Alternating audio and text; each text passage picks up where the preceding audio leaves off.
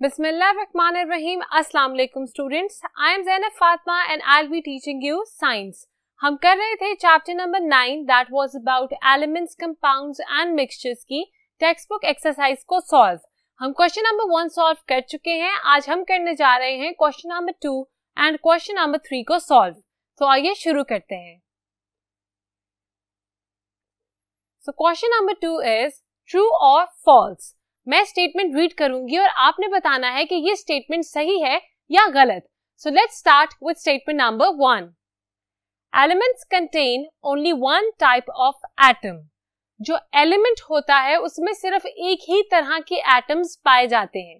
क्या ये स्टेटमेंट ठीक है? बिल्कुल स्टूडेंट्स, ये स्टेटमेंट बिल्कुल ठीक है. व्हाई? बिकॉज अगर ये टाइप्स ऑफ एटम्स डिफरेंट होते तो हम इसको एलिमेंट ना कहते बल्कि हम इसको कंपाउंड कहते, और इसीलिए हम ये स्टेटमेंट करेंगे करेक्ट व्हिच इज ट्रू. तो आप मेरे साथ स्टेटमेंट नंबर 1 का आंसर लिखिए true.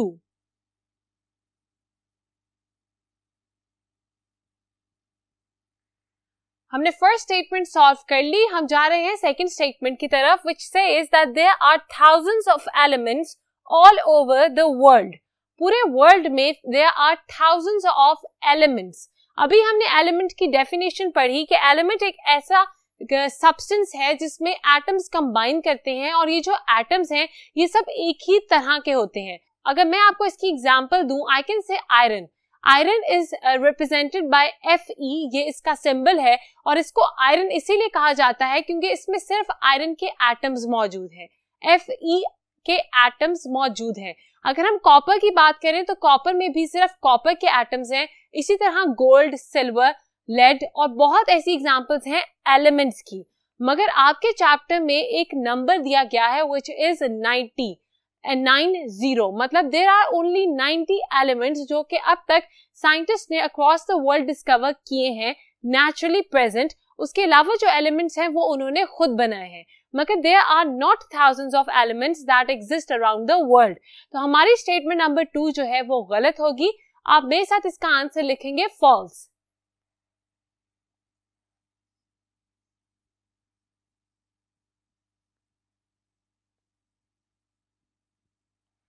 Statement number 3. All metals conduct electricity. हमने पढ़ा था कि एलिमेंट्स जो हैं वो दो तरह के हैं. एक है मेटल्स, दूसरे हैं नॉन मेटल्स. मेटल्स और नॉन मेटल्स में एक सबसे बड़ा डिफरेंस ये था कि जो मेटल्स होते हैं वो इलेक्ट्रिसिटी को कंडक्ट करते हैं, मतलब उनके अंदर से इलेक्ट्रिसिटी पास थ्रू हो सकती है. जबकि जो नॉन मेटल्स हैं वो इलेक्ट्रिसिटी को कंडक्ट नहीं करते. उनको हम इस्तेमाल करते हैं एज एन इंसुलेटर. इंसुलेटर वो चीज होती है जो कि इलेक्ट्रिसिटी को पास होने से रोक दे. इसका मतलब that the statement that says metals conduct electricity is absolutely correct. तो आप मेरे साथ इसका आंसर लिखेंगे ट्रू.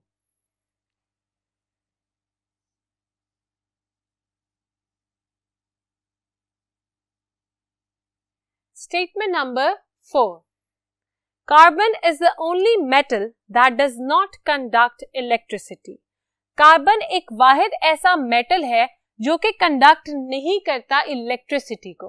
पहले मैं आपको ये बता दूं that carbon is not a metal. Carbon आता है in the category of non metals, और ये इलेक्ट्रिसिटी को भी कंडक्ट नहीं होने देता. जैसा कि मैंने आपको बताया कि नॉन मेटल्स इलेक्ट्रिसिटी को अपने अंदर से पास थ्रू नहीं होने देते. They are used as insulators. मगर कार्बन की एक टाइप है जिसको हम कहते हैं ग्रेफाइट. ग्रेफाइट जो है वो अपने अंदर से इलेक्ट्रिसिटी को पास थ्रू होने देता है. मगर ये स्टेटमेंट जो कि कह रही है carbon is the only metal, यहीं से गलत हो गई because carbon is a non metal and carbon originally does not conduct electricity. तो हम इस स्टेटमेंट को गलत करेंगे, मतलब we will write down false in front of statement number 4. तो मेरे साथ इसका आंसर लिखिए.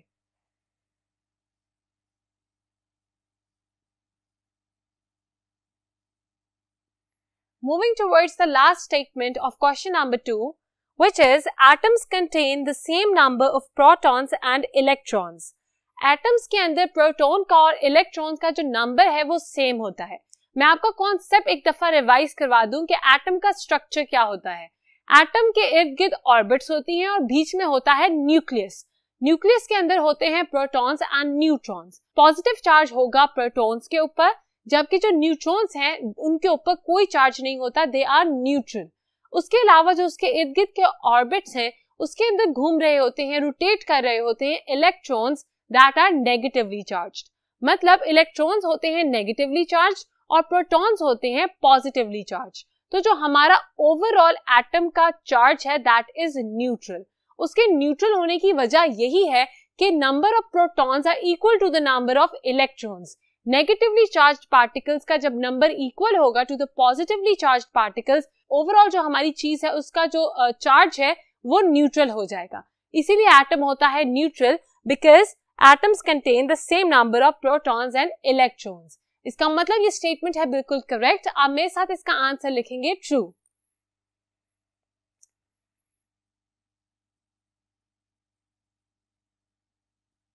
So we are done with question number 2 that was true or false। मुझे उम्मीद है आपने मेरे साथ साथ तमाम आंसर्स नोट डाउन किए होंगे। अगर नहीं किए तो आप अभी इस वीडियो को पॉज करें, जाइए और जाके आंसर्स नोट डाउन करके वापस आइए। Well done students. अब हम चलते हैं क्वेश्चन नंबर 3 की तरफ। Question number 3 is which of these is an element, compound और मिक्सचर। हमारे सामने एक लिस्ट ऑफ सब्सटेंसेस दिए गए हैं और हमने ये बताना है कि क्या ये एलिमेंट है या ये मिक्सचर है या फिर ये कंपाउंड है। हमने इन 3 चीजों में से कोई ना कोई चीज आइडेंटिफाई करनी है ये किस चीज की एग्जांपल्स दी गई हैं। इसमें तमाम एग्जांपल्स जो हैं वो मिक्सअप होके दी गई हैं, हमने इनको डिफरेंशिएट करना है। पहले आपको पता होना चाहिए what is an element, what is a compound and what is a mixture. मैं आपको एक लास्ट दफा ये कॉन्सेप्ट रिवाइज करवा रही हूँ, आपको अब ये नहीं भूलना चाहिए। एटम्स अगर कंबाइन करेंगे तो बनाएंगे एलिमेंट या फिर कंपाउंड। एलिमेंट और कंपाउंड में फर्क ये है कि अगर same type of atoms combine करें तो वो बनाते हैं एलिमेंट, जबकि अगर different types of atoms combine करें तो वो बनाते हैं कंपाउंड को। कंपाउंड और मिक्सचर दोनों में different types of atoms combine होते हैं। अब इनमें डिफरेंस आता है फिजिकल और केमिकल चेंज का। अगर हम फिजिकली कंबाइन करेंगे एटम्स को तो वो बनाएगा मिक्सचर। अगर यही एटम्स केमिकली कंबाइन हो जाएंगे तो हमारे पास बनेगा कंपाउंड। तो अब हम चलते हैं एग्जांपल्स की तरफ और आप आइडेंटिफाई करेंगे कि ये एग्जांपल किस चीज की है। Number first is air. Air is an example of an element, a compound या फिर अ मिक्सचर। एयर के अंदर गैसेस मौजूद है मगर ये गैसेस आपस में केमिकली कंबाइन नहीं होती। इसका मतलब कि ये कंपाउंड नहीं है। अब एलिमेंट्स हैं जिसमें सेम टाइप ऑफ एटम्स होते हैं, जबकि जो एयर है उसमें बहुत डिफरेंट टाइप्स के एटम्स होते हैं। इसका मतलब that air is also not an element. तो हमारे पास बच गया mixture. Air is an example of mixture क्योंकि इसमें डिफरेंट टाइप्स ऑफ एटम्स होते हैं और वो फिजिकली कंबाइन हुए होते हैं, उनको अलग किया जा सकता है। इसका मतलब हमारी जो फर्स्ट एग्जांपल है this is N example of mixture. तो आप मेरे इसके सामने मेरे साथ लिखेंगे mixture.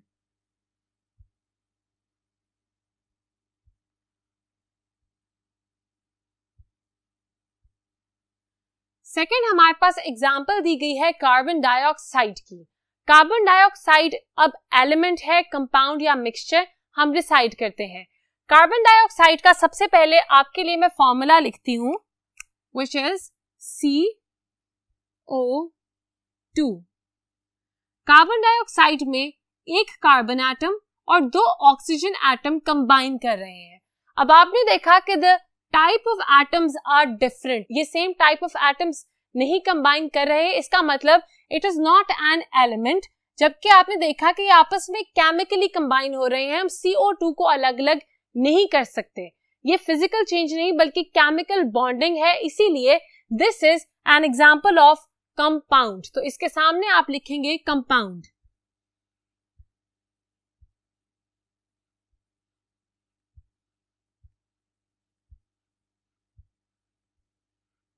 Moving towards our third example which is common salt।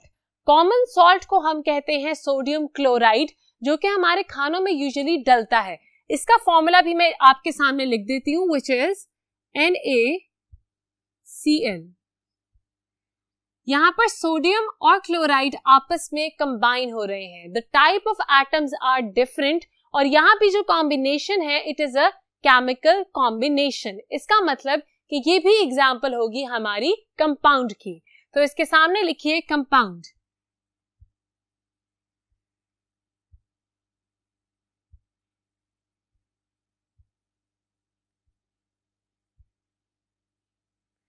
Now we are moving towards the next example which is copper. Copper एक मेटल है जिसमें तमाम एटम्स जो हैं वो एक ही तरह के हैं.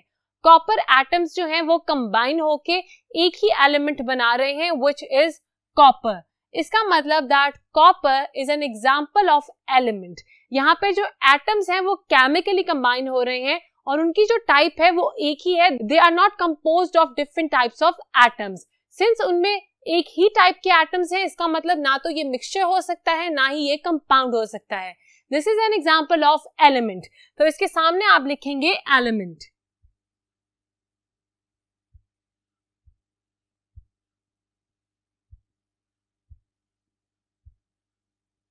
Then we have hydrogen.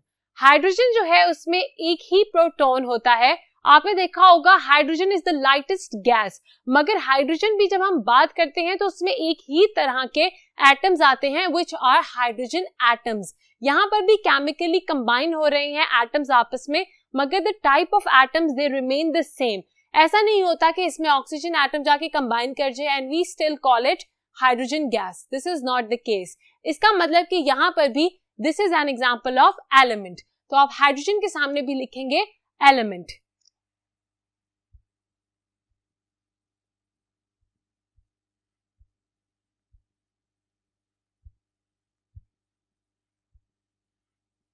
Then we have polythene that is plastic. Polythene जो है वो भी केमिकली कंबाइन करके बनता है एटम्स को. और ये कौन से एटम्स हैं जो कंबाइन करते हैं टू फॉर्म प्लास्टिक? आपको पता है प्लास्टिक क्या होता है? ये वही है प्लास्टिक जिससे आपकी रोजमर्रा की चीजें बनती हैं. ये जो प्लास्टिक है ये कंबाइन करके बनता है कार्बन और हाइड्रोजन एटम्स को. कार्बन और हाइड्रोजन एटम्स जब कंबाइन करते हैं केमिकली तो दे फॉर्म पॉलीथीन जिसको हम कहते हैं प्लास्टिक. इसकी कॉमन एग्जांपल आपके पास पॉलीथीन बैग्स मतलब शॉपर भी है. अब आपको पता चल गया कि कार्बन और हाइड्रोजन दो डिफरेंट टाइप्स के एटम्स हैं और ये कंबाइन हो रहे हैं केमिकली. इसका मतलब कि ये किस चीज की एग्जांपल होगी? Exactly students, this is N example of compound. तो आप इसके सामने मेरे साथ आंसर लिखेंगे compound.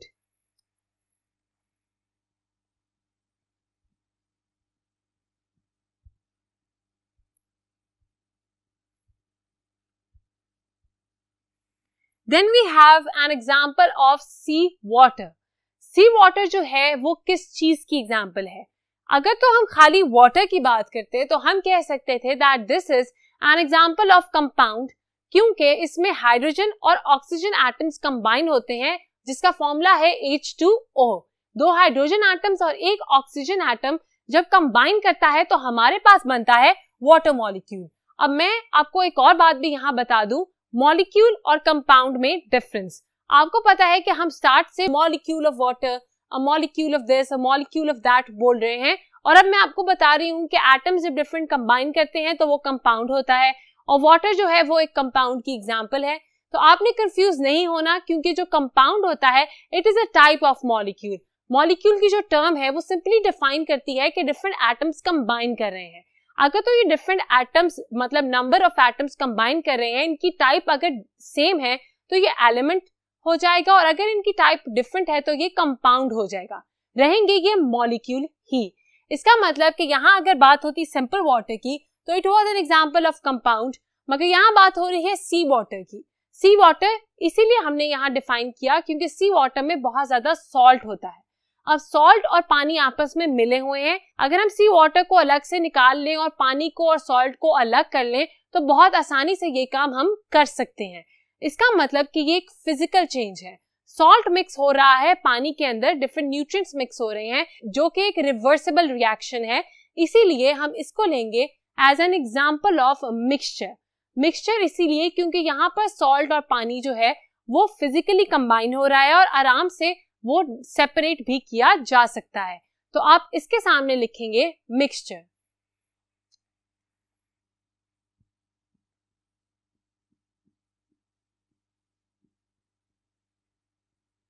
Then we have sugar.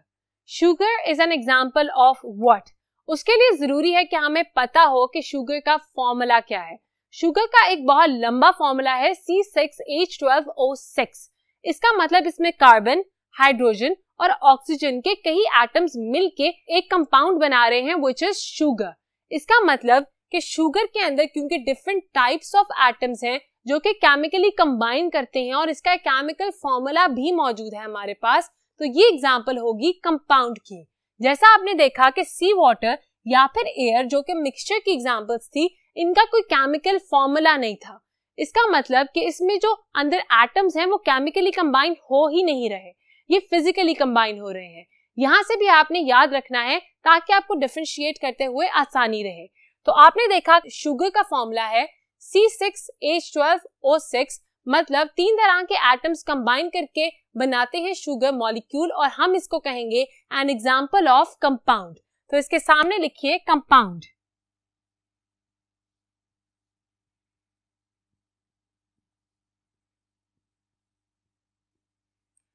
Last हमारे पास जो एग्जाम्पल है वो है टिन की. टिन में सिर्फ एक ही तरह के एटम्स पाए जाते हैं और ये एक मेटल है. It is a type of element. इसका मतलब कि this is an example of element जिसमें एक ही तरह के एटम्स कंबाइन कर रहे हैं, मगर ये कॉम्बिनेशन जो है ये केमिकली हो रहा है, नॉट फिजिकली. तो हम इसको डिफाइन करेंगे एज एन एलिमेंट. तो इसके सामने आप लिखिए एलिमेंट.